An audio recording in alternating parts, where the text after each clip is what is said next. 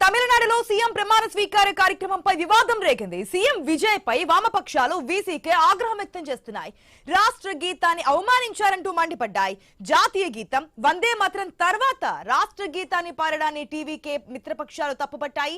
ప్రభుత్వాన్ని వివరణ కోరాయి. వివాదంపై మంత్రి అర్జున స్పందించారు. రాష్ట్ర గీతాన్ని అవమానించే ఉద్దేశం తమకు లేదన్నారు.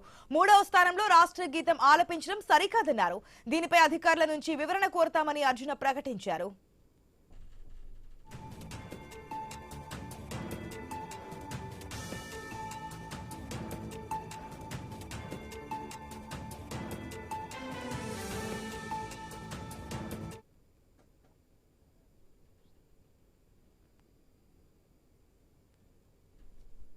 రైట్, నిన్న మనం చూసాం 10 గంటలకి తమిళనాడులో సీఎం గా విజయ్ ప్రమాణ స్వీకారం చేశారు. ప్రమాణ స్వీకారం కంటే ముందు మనం పక్కన విజువల్స్ లో చూస్తున్న విధంగా ఏదైతే అక్కడ ఉన్నటువంటి వారు జాతీయ గీతాన్ని వందే మాత్రాన్ని తర్వాత తమిళనాడుకు సంబంధించినటువంటి గీతాన్ని కూడా ఆలపించడం జరిగింది. థర్డ్ ప్లేస్ లో పెట్టడాన్ని అక్కడ వీసీకే కావచ్చు, వామపక్షాలు కావచ్చు వ్యతిరేకిస్తున్నటువంటి సందర్భాలు మనకు కనిపిస్తున్నాయి. డీటెయిల్స్ తెలుసుకుందాం మా ప్రతినిధి గోపీనాథ్ ద్వారా.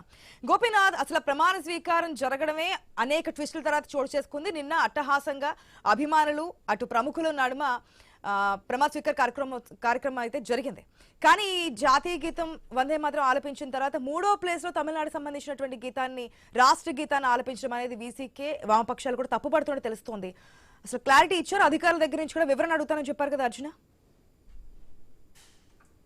నిన్న ప్రమాణ స్వీకారం జరిగినటువంటి ఒక్క రోజు వ్యవధిలోనే ఈ ఇష్యూ చోటు చేసుకోవడం జరిగింది. అయితే నిన్ననే ఏదైతే అభ్యంతరం తెలుపుతున్నట్టు వామపక్ష పార్టీలు ఆ సందర్భంగా అంటే ప్రమాణ స్వీకారం శుభముహూర్తంలో ఇప్పుడు చెప్పకూడదన్న ఉద్దేశంతో ఆ రకంగా చెప్పలేదు. దాని తర్వాత అధికారులను ప్రశ్నించడం జరిగింది. అధికారులు కూడా, ప్రభుత్వ అధికారులు ఎక్కడ కూడా స్పందించకపోవడంతోనే ముఖ్యమంత్రి దృష్టికి తీసుకెళ్లారు. అయితే ఈ విషయం పైన పూర్తి స్థాయిలో విచారణ జరపాలంటూ కూడా ఎందుకు ఎంత అంటే అవివేకంగా నిర్లక్ష్యంగా ఈ రకంగా ఎందుకు చేశారు, జాతీయ గీతాన్ని పాడిన తర్వాత వందే మాత్రం పాడిన తర్వాత రాష్ట్ర గీతాన్ని ఎందుకు ఇట్లా ఈ రకంగా ఆలాపన చేయించే ప్రయత్నం చేశారంటూ కూడా దానిపైన విచారణ చేస్తాము, ఖచ్చితంగా కఠిన చర్యలు తీసుకుంటాము. అత్యుత్సాహం ప్రదర్శించినటువంటి అధికారులు అత్యుత్సాహం ప్రదర్శించారా, లేదంటే ఎవరైనా సరే అంటే కొత్త పాలక వర్గంలో ఉన్నటువంటి ప్రభుత్వంలో ఉన్నటువంటి పెద్దలు ఎవరైనా సరే ఇలా సూచనలు చేశారా, ఎప్పుడూ లేనటువంటి సాంప్రదాయాన్ని ఎందుకు ఈ రకంగా చేశారంటూ కూడా వాళ్ళు అభ్యంతరం చెప్పడం జరిగింది. అయితే వెంటనే మంత్రి కూడా దీనిపైన స్పందించడం జరిగింది. అర్జున,